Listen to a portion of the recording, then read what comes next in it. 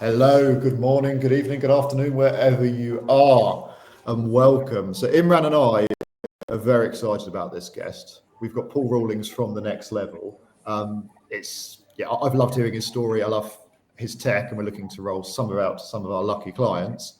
But Paul, in a nutshell, what is The Next Level and why did you start it? Yeah, I appreciate the intro, Marcus. So I'm Paul. I'm the CEO and founder of The Next Level. And to cut a long story short, what we basically do is we'll take any Shopify store and we'll convert it into a highly customized mobile app free of charge.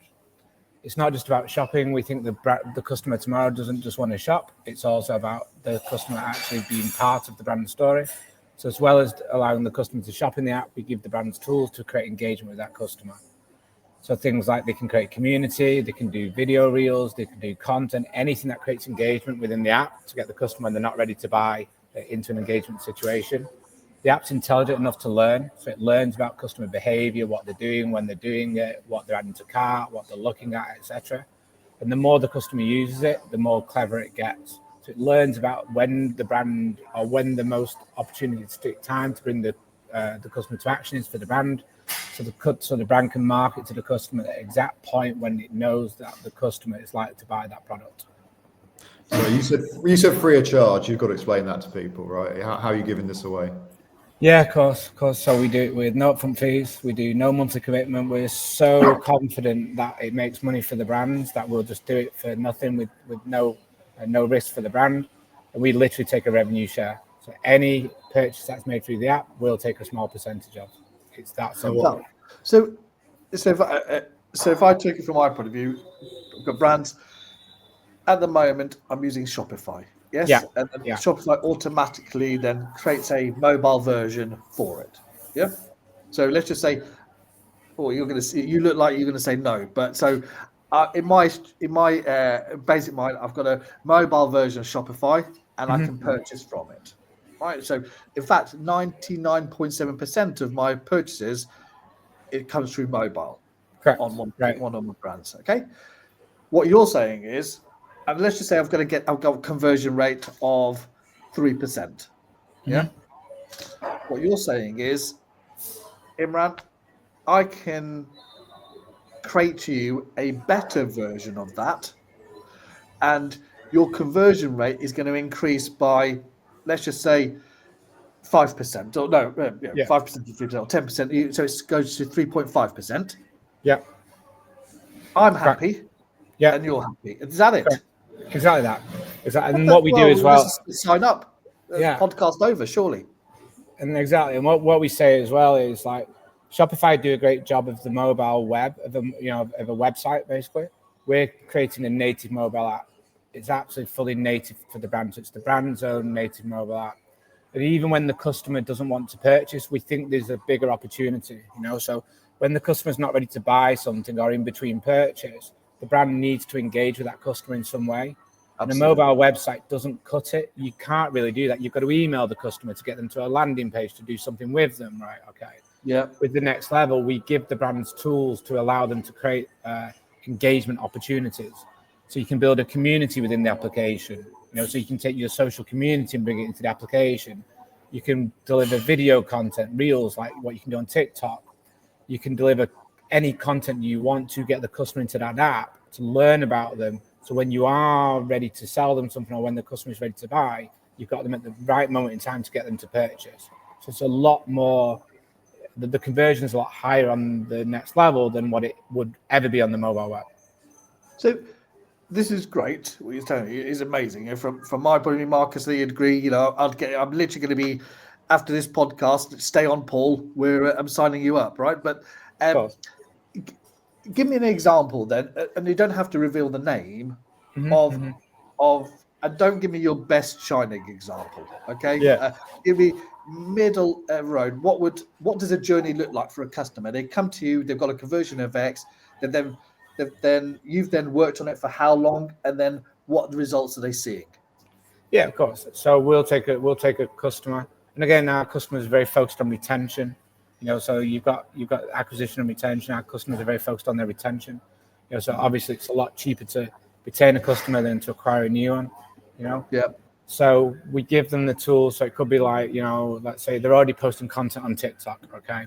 Or they're already got a community in Meta or X or even TikTok again, okay? They want to bring that community into app, so they bring that community into app and then they reward that community. So every time that customer engages, they'll give them a reward, a point. As they score points, they can level up. And as they level up and they score points, they can then exchange them for rewards. And every reward that they exchange them for can lead to purchase. So it could be free shipping. I've engaged with the app. I've posted into the community. I've liked someone's post. I've commented on someone's post. I'm earning these points. I've bought something. I'm earning points. All those points then can lead to prizes, and those prizes lead to conversion. So it might be free shipping. It might be a discount. It might be a gift with purchase. It might be a gift card. Anything that then drives the customer to purchase. And the beauty for the brand is the more their customers use the app, the cleverer it gets. So it learns about Imran, it learns about Marcus, it learns about Paul, it learns about when you're engaging with it. It knows when you open it, it knows when you look at articles, it knows when you look at videos, it knows when you add to the community, it knows when you add to cart. And it's looking for those intents and it's working out the exact minute it thinks that you're most likely to convert. So when the brand then wants to bring you to action, which is to get you to buy something, more than likely, right? Okay. It can do it at the exact minute that it just knows you're more likely to purchase. And so in essence, you're saying not only a better conversion, you like the Holy Trinity. You're saying retention is better, so frequency you're looking at as well. Correct. And then average order value, or you think exactly. Same again, exactly. So average order value. We've got one customer that doubled their basket size through the app. I'm literally so looking forward to finishing this podcast so we can get up to my business call. I'm trying to now just to eke this out. Right, okay.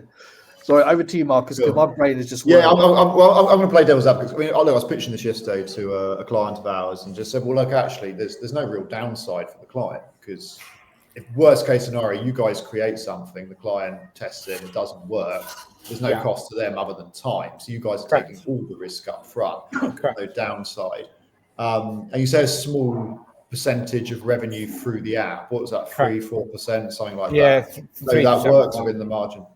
3% flat works within the margin. I guess my skeptical brain kicks in and goes, look, I've got 200 bloody apps on this device. I use like 5, and none of them are a retailer.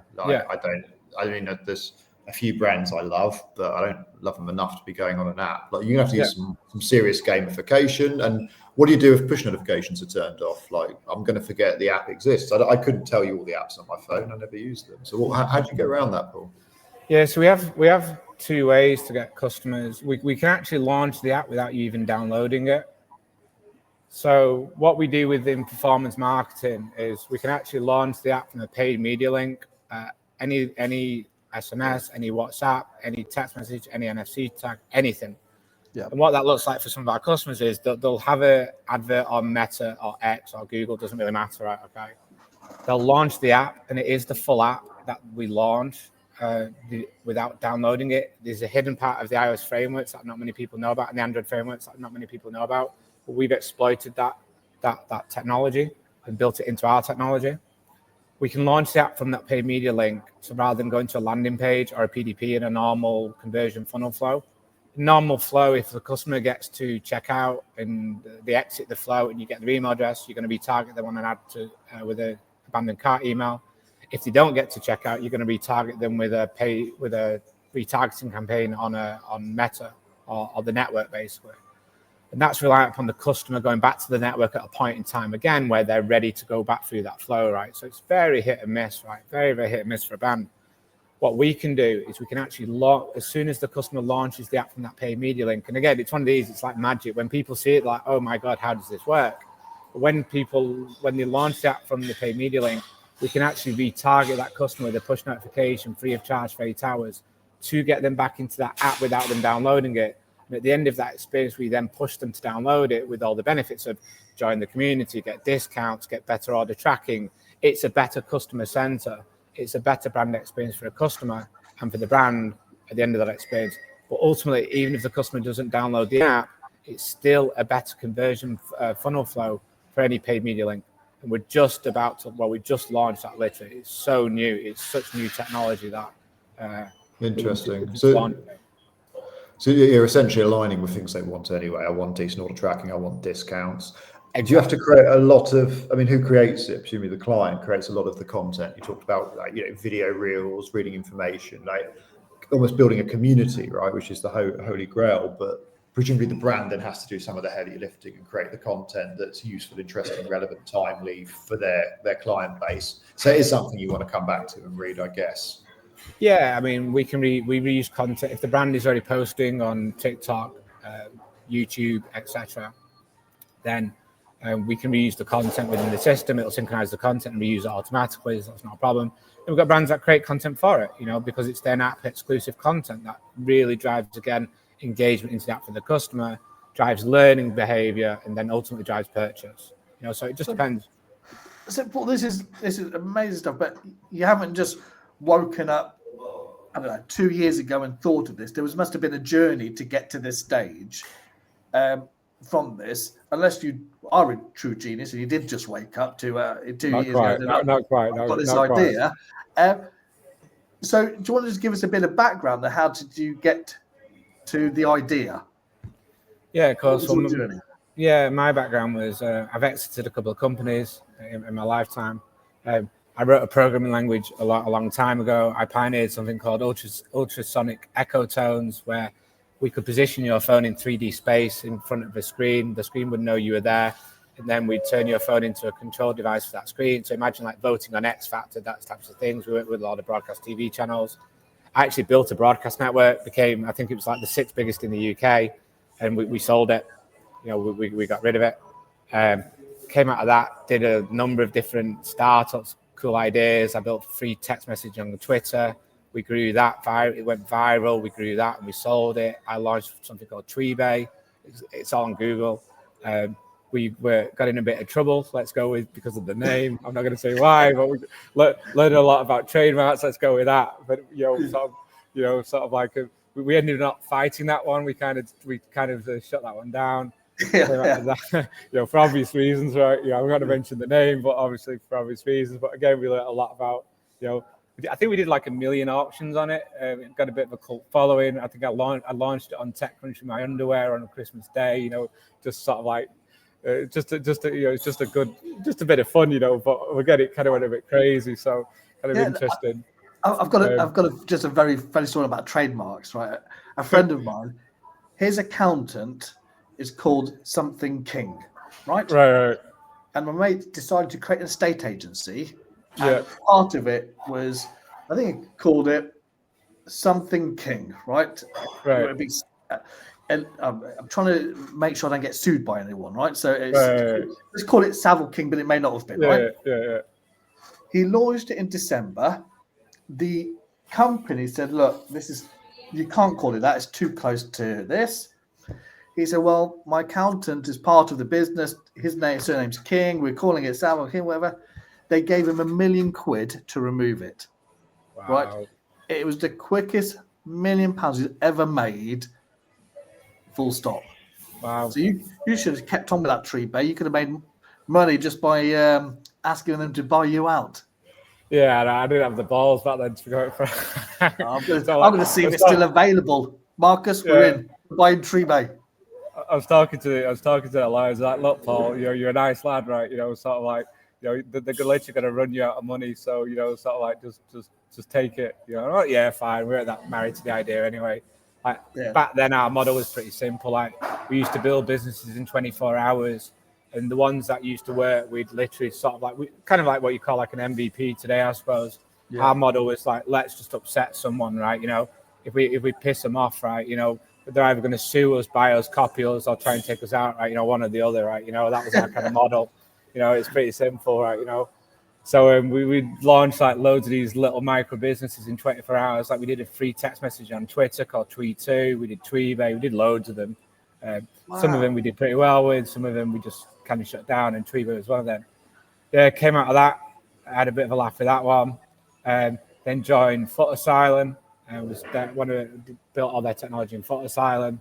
That floated on the stock exchange, so that was quite nice. Came out of that, joined You look so bloody young. What are you using? Oil of Ulay or something every day? Lumen Skincare, mate. Lumen Skincare, which I'll come on to. Lumen, one of the brands. Oh no, don't tell me that. Not another one of your micro businesses. You've just done all of this just to plug your anti-aging cream or something. That's it, mate. That's it, mate. I look about 70, and I'm like, 45, mate. Just good skin, mate. Good skincare, mate. Good skincare, mate. Very good. And not even a grey hair on you either. No, so just a bit bald, mate. Oh well, love a beer. As I'm complimenting, lovely dimples as well, if I may say. But thank you. Yeah, Came out of that, joined THG, sort of the Hut Group as it's known, or THG on the stock exchange. I was involved in tech for a long time, helped them with LF and IP and their various brands. Also helped in the Ingenuity division. Claim to fame, sort of like my project was to bring Quality Street online. So over COVID, we built a chocolate factory. I built a chocolate factory and built all the software for Quality Street and sort of Willy Wonka-esque. Launched it. A couple of thousand orders later per day, sort of like stressed in a chocolate factory. But good, again, great learning, great learning, on brands. Came out of that, joined a brand group called Pangea Holdings, own two brands, a brand called Lumen Skincare, a brand called Meridian Grooming. Lumen is makes males look good, cream formulation, very early into the US market. Yeah, exactly like me, perfect, They also own a brand called Meridian Grooming. Meridian was a razor for your balls, I'm going to go with. You don't shave your face and your balls with the same razor, or you really shouldn't. It's pretty unhygienic, Crown Jewels, you ain't going to do that. So anyway, the brands grew pretty quickly. We learned a lot. It's just good timing, sort of like COVID was at the height, so retail, you had to shop online. Ads were pretty cheap, meta ads were pretty cheap back in the day. You could attribute revenue to the ad pretty easily, because there was no privacy updates. And anyone who didn't buy was said, look, if you want to get laid tonight, then you might want to buy some Lumen Skincare, you know what I mean? Sort of some face cream. So we just email them, Then kind of the world changed. This is going out after 9 p.m. by the way, Marcus. Oh, I'm sorry, Marcus. I'll put a parental advisory sort of sticker on the front. It's fine. Sorry, I'm from the north, mate. So I'm not sure what the language should be, but anyway. Take the boy out of Manchester, yeah. Yeah, can't see that. But but like I say, we learned the fact that sort of like customers, wanted to engage with the brand. The Lumen man sort of wanted to engage with the brand. The world changed. Obviously, COVID sort of like with the rules and regulations were relaxed, so more people were shopping in the high street. Apple did brands not many favors by putting the privacy updates into attribution. Got a lot harder. You can't very hard to attribute to the ad now. And the email service providers just made it really simple. Talked out of email marketing. So you've got this perfect storm of where building a brand in today's world is a lot harder than what it once used to be. Correct. Again, this is kind of where the next level came out of. We wanted to give brands tools, based on our own experiences on how do you create these amazing customer experiences? How do you engage with customers when they're not ready to purchase? And then how do you drive that purchase opportunity at the right time to increase conversion? And then, like I said, the icing on the cake is helping the brands with their paid media flow, because at the end of the day, a large proportion of the brand revenue, you might as well just pipe into Google and Meta's bank accounts, right? Because you're spending them on ads. So anything we can do to help with that retention, anything we can help to optimize that funnel flow for the ads, that's what we're all about, and that's what we do. And that's why we're very, very different to anything else in the market. We see ourselves more as a marketing platform than an app platform, if that makes sense. Yeah. Wow. Yeah, revenue gen. So tell me, Paul, like who are the best sorts of retailers for you, and who are the ones where it's just like, nah, like it's like, I don't know, like a luxury kitchen, or something. We've got ones that sell like granite worktops and stuff. Like imagine that sort of thing, even though it's on a Shopify, it's just not it's hitting up tradespeople. I don't know, like, and then I imagine fast fashion might be better for you. Like, what are the ones that are really ICP and which are like, yeah, because you're going to have to be quite choosy because you're fronting the risk, so you probably turn quite a few people away. So I'd love to hear a bit more about who you can really help and who probably you just can't.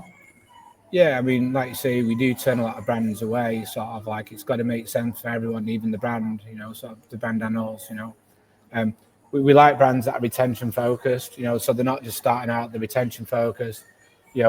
potentially they've already started to think about community. They started to build community. They're just not doing the best job of it, or they're using tools like Meta to do that. And again, they suffer. They're at the sufferance of the algorithms within Meta or Google. And we look for, like, say, that they're serious about their customer experience. They're very focused on customer experience. We prefer subscription brands to OTP brands. One-time purchase brands, but equally one-time purchase brands are interesting as well. We've got a number of one-time purchase brands, and again, the idea is how do we reduce the time to second purchase? For an OTP brand, for a one-time purchase brand, that's the most important bit in retail. I buy the hoodie today, the sweatshirt today. What's the time for me to buy the second one, and how do we help reduce that time for engagement? So we'll work with brands like that, and equally work with subscription brands or skincare brands or supplement brands. Where the aim of the game, back like we had in Lumen, is to how do we get people into that subscription flow, and how do we keep them in it? Retention focused. Serious about customer experience, and ideally one that's already thinking about content and engagement. Wow. So I'm just being selfish and bringing it back to the things my brands and the ones we're developing. So we're moving to, say, it seems like there's a lot of community moving towards slow fashion, and therefore community plays a huge part in that. Right. Because you're building up a cause that people can relate to, and right. therefore you become the voice of them, right.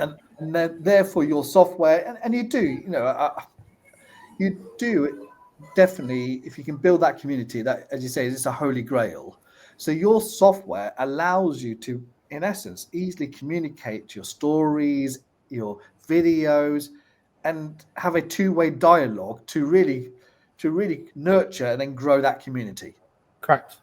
And then mine the data from that community as well. So you can do polls. So even before product launch, you can do polls. You can do early drops to the customer, whatever you want.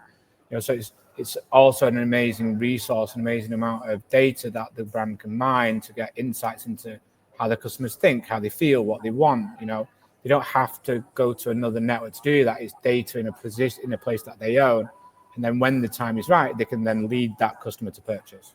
That's like the holy grail in our eyes. Okay. All right. Well, I'll definitely be giving you a call, Paul. Literally, maybe hang on. And whereabouts in Manchester are you based? I'm in Wigan, just outside. Love pie eating, and we have the World Championship pie eating contest, I think, in Wigan. It's a spectacle. It's the best thing ever. Right. Well, definitely. I'll come meet you in Wigan when I'm dropping my boy off in Manchester. Yeah, I look forward to having. We'll do Manchester, mate. A bit more upmarket. Yeah. Manchester. Yeah. Do you know what? I was only saying it because I didn't want to insult people in Wigan, and well, but yeah, I was saying that. It's a great place. Great train connections into London. I'd say. Yes, right. Superb. Awesome. Paul. Well, sorry, no, Marcus, you started off with, and I must admit, when you did start off your intro, it was a little bit David Frost. Oh, thank you. I went into David Frost mode. Yeah, no, I was quite impressed. Marcus. Yeah, it's a professional good morning, podcast. Good afternoon, good evening, wherever you are. I was quite like, taken aback by the professionalism. No, of course. And then it descended into this chaos. Which is, well, I'm hoping I'm hoping the ending is as David-esque as your beginning. Thank you for listening, everyone. I hope you found it interesting, but most of all useful. You can see in the comments Paul's details. I'd love you to get in touch and stay tuned.